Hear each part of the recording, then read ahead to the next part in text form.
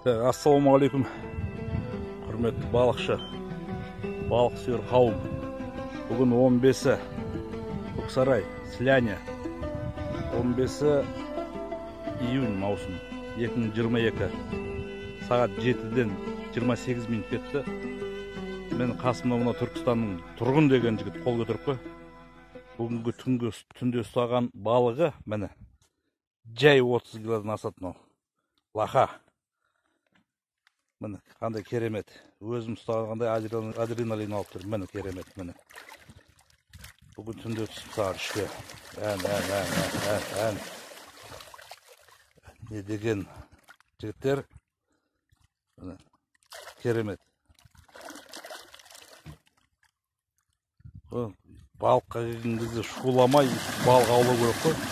Анан жұлып алады, жұлып сәл боға өшіп кет айбетпендер. Мынау балыққа қандай тарыс көрдің ба? Көрдіңдер ма жігіттер?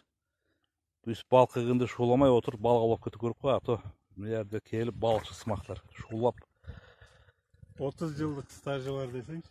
Бәрекелді, міне. Не деген лаха. Ана жерде садокта да сазандар бар. Бұйырғаны 5 килолық біреусі бар, 3 килолық бар. Жақсы күлеп болып жатыр. Жігіттер, міне бетінде жатыр 5 килолық. Міне. Кәлі бүйтіп көрсетейін. Жоқ, шарпай қой, болды көрінді. Міне жігіттер, міне.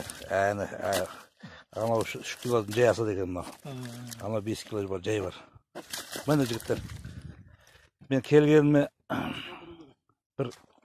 бір сағаттың көлемі болып қалды. 2 сазанчик түсті.